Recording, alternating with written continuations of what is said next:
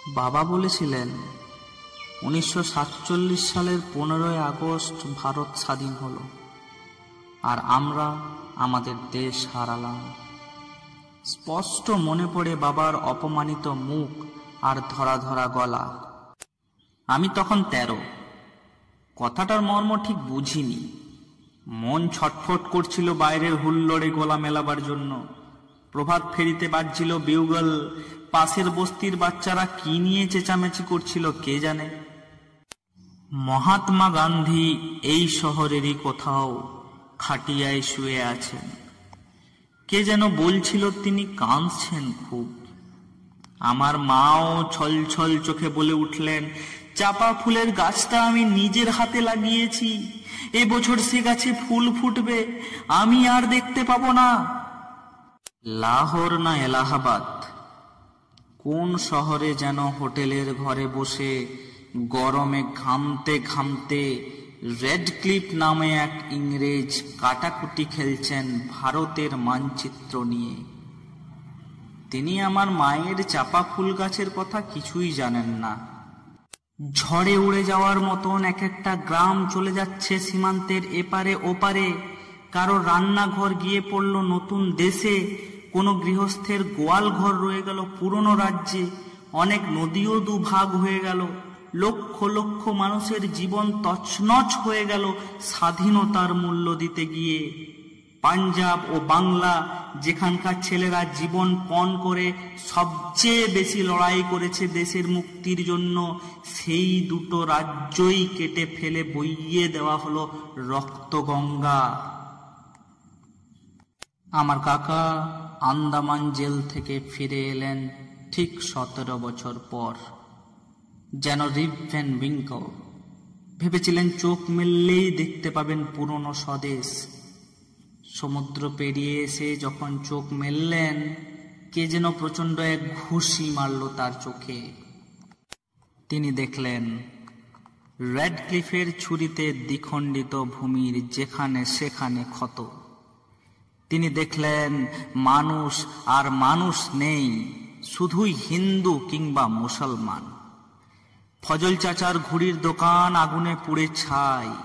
শুভ্র দাড়িওয়ালা এক দরবেশ, যিনি মাথায় চামর বলিয়ে আদর করতেন সকলকে, তার লাশ ট্রাম লাইনের পাশে পড়েছিল 3 দিন। প্রেসিডেন্সি কলেজে কাকার সহপাঠিনী রেহানা সুলতানাকে কামড়ে ছিঁড়ে খেয়েছে কয়েকটা রাক্ষস।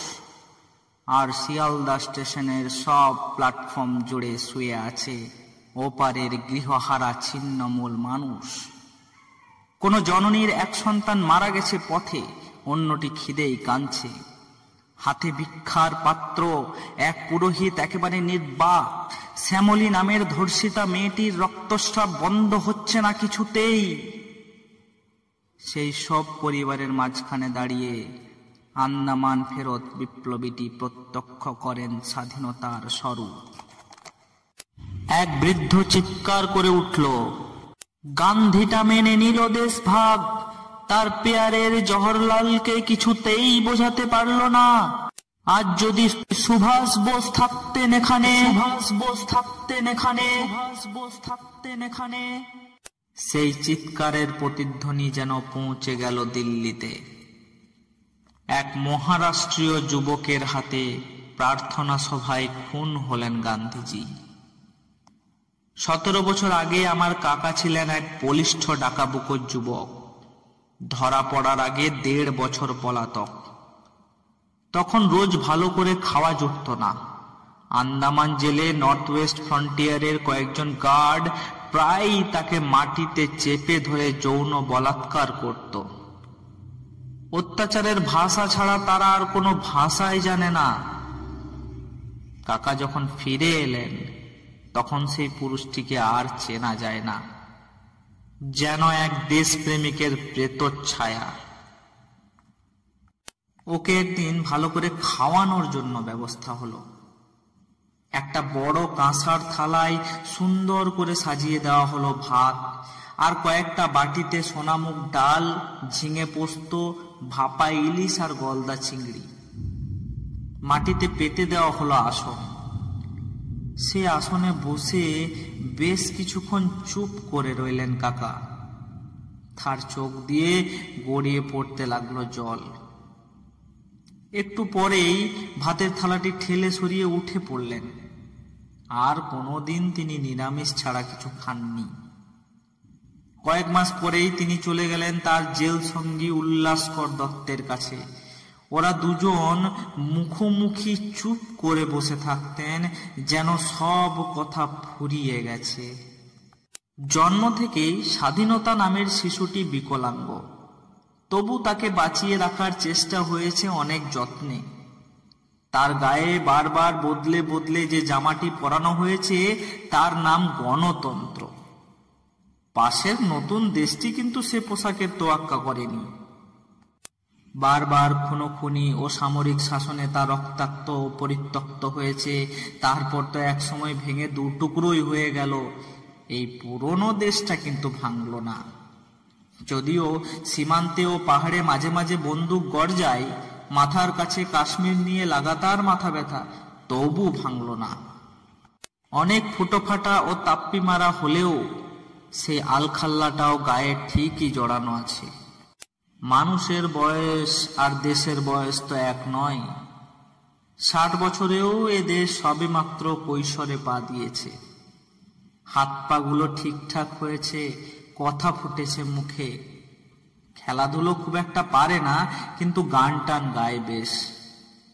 এবার একদিন চাঁদের দিকে একটা রকেট ছুড়ে দেবে। মৃত্যুর আগে বাবা বারবার বলেছিলেন কাতর ভাবে, আমি বাড়ি যাব, আমাকে একবার বাড়িতে নিয়ে চল। আমরা তা পারিনি। বাড়ি মানে জন্মস্থান, তা কবে মিলিয়ে গেছে অন্য দেশে। বাবা শেষ পর্যন্ত এ দেশকে নিজের দেশ বলে ভাবতে পারেননি। আমার ছেলের কাছে ওইসব গল্পকথা আর পুরনো ইতিহাসের কোনো মূল্যই নেই। মানুষ ইতিহাস নিয়ে বাঁচে না, বর্তমান নিয়ে বাঁচে। বাবা কাকারা সব মিলিয়ে গেছেন অতীতে। আমাদের মনে স্মৃতির দুঃখ বিলাস ফিরে আসে মাঝে মাঝে। আমাদের সন্তান সন্ততিরা এই পুরনো দেশটাকেই নতুন ভাবে গড়তে চাইছে। মাঝে মাঝে স্বপ্ন দেখি সাহেবরা আবার ফিরে আসছে। এবারে আর অস্ত্র নিয়ে নয়, চাকরি চাইতে। একটি আন্তর্জাতিক এলিট স্কুল খোলা হয়েছে আমাদের রাজধানীতে। সেখানকার ছাত্র বিভিন্ন দেশের রাষ্ট্রপতি ও সেনাপতি। তাদের শেখানো হচ্ছে গণতন্ত্র। বিভিন্ন ধর্মগুলোকে বাড়ির মধ্যে বন্দি করে রেখে প্রকাশ্য রাস্তায় সব মানুষই আবার মানুষ হয়েছে।